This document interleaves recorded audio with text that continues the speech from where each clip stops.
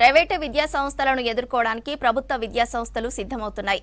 వచ్చే academic year target గా పెట్టుకున్నాయి. ప్రభుత్వ పాఠశాలలు, జూనియర్ కాలేజీలపై ప్రజలకు నమ్మకం కల్పించడమే కాదు, అందులో విద్యార్థులను చేర్చేలా క్యాంపెయిన్ చేయనున్నారు. అందుకోసం అన్ని సోషల్ మీడియా యాప్స్లను వాడుకోవాలని విద్యాశాఖ డిసైడ్ అయింది.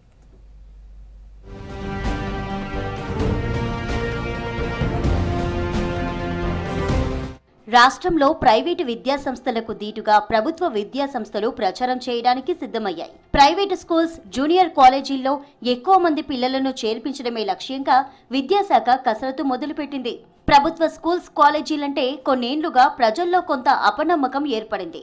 ప్రభుత్వ విద్యా సంస్థల్లో సరిగ్గా చదువులు చెప్పరని, పిల్లలపై ప్రత్యేక శ్రద్ధ పెట్టరనే ప్రచారం ఉంది.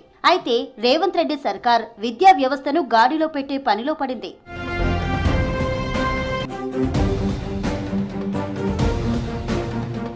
రాష్ట్రంలో government schools, local body schools, KGBV, model schools విద్యా సంస్థలన్నీ కలిపి 26,856 ఉన్నాయి. వీటిలో 20 లక్షల మంది పిల్లలు చదువుతున్నారు.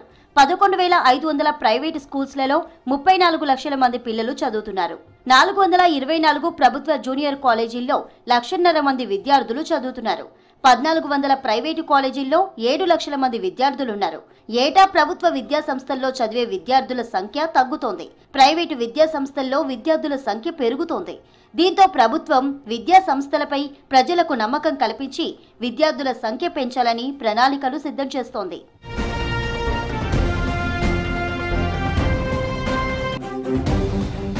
ప్రైవేటు విద్యా సంస్థల్లో క్వాలిఫైడ్ టీచర్లు, లెక్చరర్లు లేకుండా అడ్మిషన్ సంఖ్య పెరుగుతోంది. దీనికి ప్రధాన కారణం ప్రచారమే అని చెప్పాలి. ర్యాంకర్ల ఫోటోలతో యాడ్స్ వివిధ రూపాల్లో ప్రచారం చేయడంతో పిల్లలను, తల్లిదండ్రులను ప్రైవేటు విద్యా సంస్థలు ఆకట్టుకుంటున్నాయి. మరోవైపు ప్రైవేటు విద్యా సంస్థల్లో పనిచేసే స్టాఫ్ కు టార్గెట్లు పెట్టి మరీ పిల్లలను ప్రైవేటు విద్యా సంస్థల్లో చేర్పిస్తున్నారు. ప్రైవేటు విద్యా సంస్థలతో పోలిస్తే ప్రభుత్వ స్కూల్స్, కాలేజీల్లో క్వాలిటీ ఎడ్యుకేషన్ అందుతుంది. కానీ ప్రచారం చేయకపోవడంతో ఎవరికీ తెలియడం లేదు.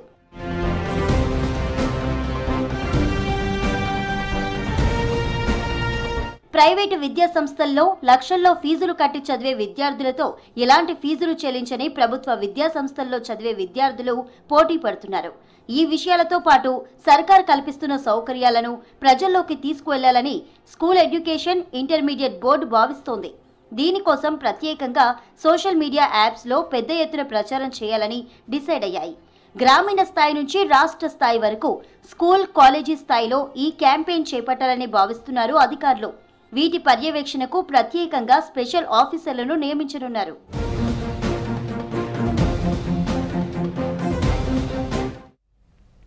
రాష్ట్ర బీజేపీ అధ్యక్ష ఎన్నిక తుది అంకానికి చేరింది. పార్టీ జిల్లా అధ్యక్షులు ఎన్నిక దాదాపు పూర్తయింది. అయితే రాష్ట్ర అధ్యక్షుడిగా ఎవరిని ఎన్నుకుంటారనే సస్పెన్స్ కొనసాగుతోంది. పార్టీ అధిష్టానం ఎవరికి రాష్ట్ర పార్టీ అధ్యక్షుడిని చేస్తుందోననే చర్చ మొదలైంది.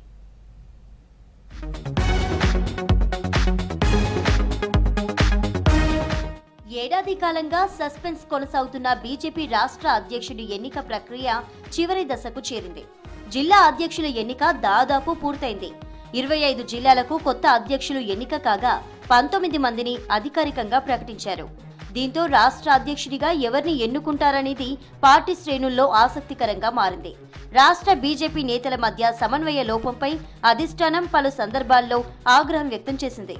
ఈ పరిస్థితిని చక్కదిద్దడానికి పార్టీ రాష్ట్ర ఇన్ఛార్జి సునీల్ బన్సాల్ 3 ప్రతిపాదనలు అధిష్టానం ముందు పెట్టినట్లు సమాచారం.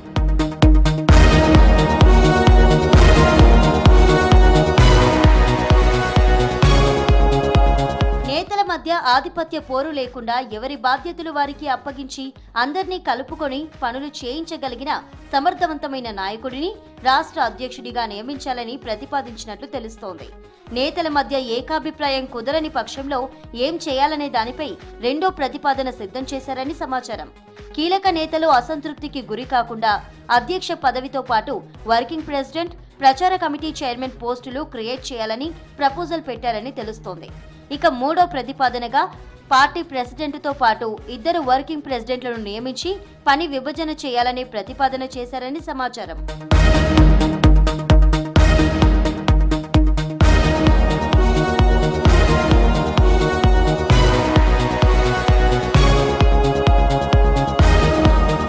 రాష్ట్ర బీజేపీ అధ్యక్ష రేసులో నిజామాబాద్ ఎంపీ ధర్మపురి అరవింద్, డీకే అరుణ, రఘునందన్ రావు ప్రయత్నిస్తున్నారు. బీజేపీలో సీనియర్ నేతగా ఉన్న మాజీ ఎమ్మెల్సీ రామచంద్రరావు సంఘ్ పరివార్ క్షేత్రాల నుంచి మద్దతు కూడగట్టారు.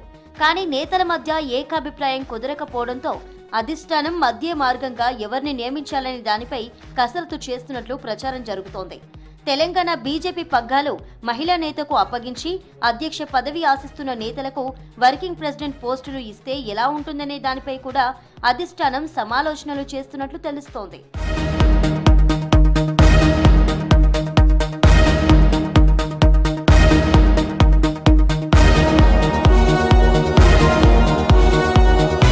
మహిళా నేతకు పార్టీ పగ్గాలు అప్పగించే ఆలోచనపై పాత కొత్త బీజేపీ నేతలు సమ్మతి చెప్పారని సమాచారం. బీజేపీ రాష్ట్ర అధ్యక్ష ఎన్నిక పరిశీలకురాలు మాజీ కేంద్ర మంత్రి శోభా కరంద్లాజే ఈ వారంలో రాష్ట్రంలో పర్యటించి నేతల అభిప్రాయం తీసుకోనున్నట్టు తెలుస్తోంది. చివరికి అధ్యక్షుడిగా ఎవరి పేరు ఫైనల్ చేస్తారన్న దానిపై బీజేపీ క్యాడర్లో ఉత్కంఠ కొనసాగుతోంది.